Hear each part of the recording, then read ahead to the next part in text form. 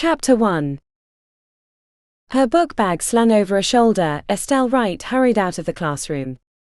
She maneuvered through the bustling corridors of the bioscience building in Goldman University, relieved to have finished her midterm exams, and eager to celebrate with her boyfriend.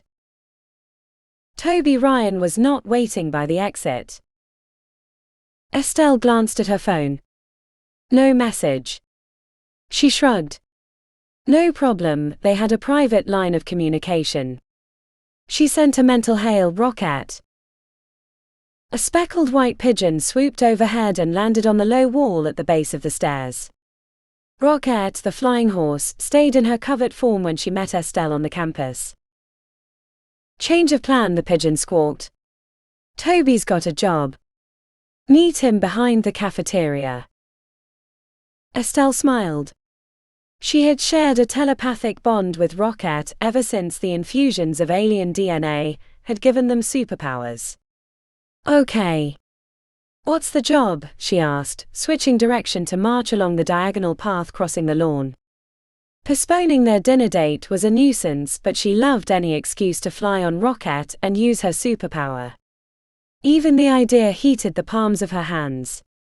She clenched her fists to hide the spurt of tiny flames. The pigeon griped, don't know. That snobby cat never spills any details. Flapping onto the lowest branch of a dogwood tree by the path, she added, Frick has been searching for Gecko's little sister. We'll find out soon enough. As always, Estelle was wearing her protective nanosuit under a t-shirt.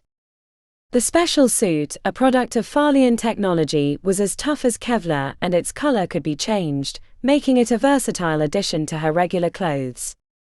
She touched the smooth nanofabric of her blue leggings.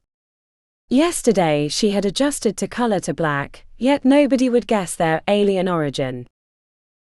Rocket gave a mental snort, dye my horse feathers pink. What's the fuss about colored clothes? Why can't you go natural like me? Chuckling at the mare's taunt, Estelle said, I don't have a pretty dappled coat like yours.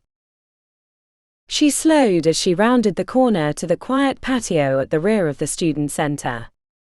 A red-tailed hawk perched on the peak of the roof. Fricka was keeping watch while her partner, Gecko, was at the meeting.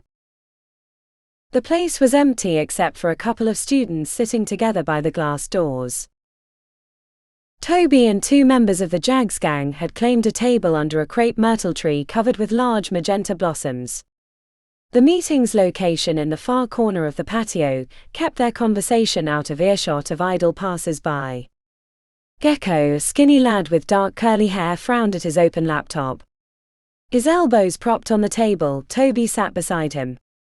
His sleeveless black shirt revealed the tattoo of a black cat leaping up his muscular biceps. All his clothes were black. He leaned his chin on his hands and peered at the screen as if he were helping Gecko with his homework instead of organizing his gang.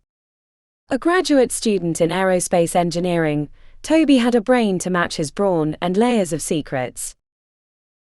The Ice Princess sat with her chair pushed away from the others. She also favored black, goth style, accentuating her ivory complexion. Her waist-length silvery locks flowing over the back of the seat, she examined her fingernails with a disinterest that was not feigned. Without a bonded animal, she was truly isolated. Apart from Toby, Estelle did not know their real names. Two other members of the Jags were absent, probably at class or working. Toby's gang was a cover for the Secret Supers, the vigilante group responsible for catching Atalanta's worst criminals. Rocket cooed, cheers. I'll go and bother Growler. She flew across the lawn to the parking lot and plopped onto the handlebars of the black motorcycle parked by the brick wall. Cued by her footsteps or perhaps by his link with Growler, Toby glanced up. His special lopsided grin sent Estelle's pulse racing. Hi, Star. He winked at her and patted the chair next to his. Slipping into the chair he had indicated, she said, Hi, Toby. Hi, guys. Ready to party? I'm finished with midterms. Toby doused her frivolity. No parties. Not yet. She grinned at him. What's up? He nodded toward the younger student. Problem number 1, Gecko's baby sister is missing. Juliana Rosado's not my real sister, Gecko explained. She's the 7-year-old daughter of a family living in my apartment complex. I've kind of adopted Juliana. Play ball with her at weekends. Last Tuesday she didn't come home after school. She's a happy girl, not the type to run away. Her mother's frantic. Cops are stumped. They've been searching for almost a week, and the whole neighborhood's jittery. After this uncharacteristically long speech, he shook his head and looked at Toby. Yeah. Know how it is. Ain't easy to lose part of your family, Toby drawled. He understood from personal experience, Estelle realized. His Farlian mother had disappeared when he was a child. Toby continued, problem number 2, our contact in the cop station sent word they're worried about homeless kids disappearing off the streets. Inspector Parkins suspects it's child trafficking or similar illegal activity. Reckon the two problems might be connected. Stabbing his forefinger at Gecko, he said, tell them about the chief suspect. Okay. Gecko frowned. Normally, Juliana rides the school bus with Sophia, a girl from the next building in our complex. The day she went missing, her friend was sick, and neither of the mothers came to meet the bus. Bus driver watched a woman greet Juliana and lead her away. Typical Latina, short hair, neatly dressed. Driver thought she was a relative from out of town. Didn't get worried until next morning when the cops called. Toby said, no, it's not much, but the woman's the only hint we have. What's the plan, Big Jag? Gecko asked. Toby quirked a black eyebrow. Do you have a photo of the girl? Gecko scrolled through the images on his phone. Here's Juliana. He showed them a headshot of a girl with big dark eyes and a shy gap-toothed smile.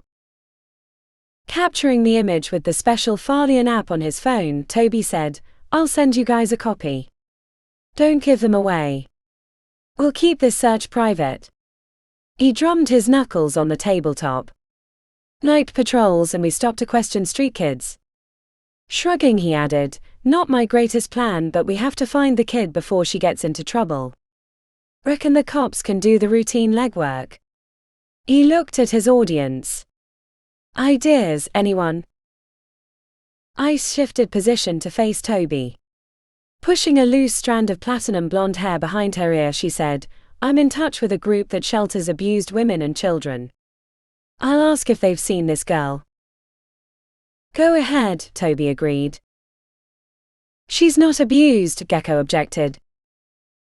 Okay, we believe you, Toby said. We've got to start somewhere. Gecko said, Frick has been searching every day since Juliana was lost. Toby drawled, Hawk's a good hunter. But she can't fly into buildings or talk to people. We can. He caught Estelle's gaze and added, discreetly of course. Not dressed as supers.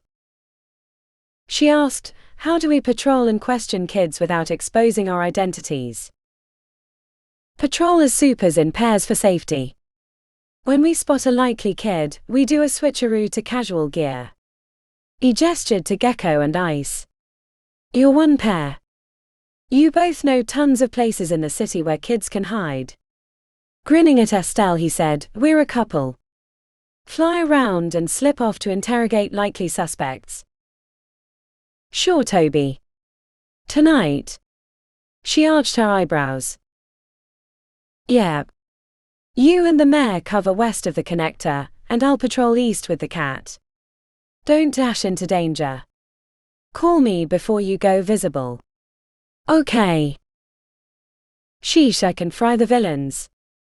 Rolling her eyes at his string of instructions, she voiced a silent complaint to Rocket, I hate his nagging. He's as bad as Mom. Bossy like the cat, the mare agreed. Toby's dark brows lowered and he glared at her. No risks, babe. Squashing her gripe, Estelle promised in her sweetest tone, sure, Toby. We'll behave.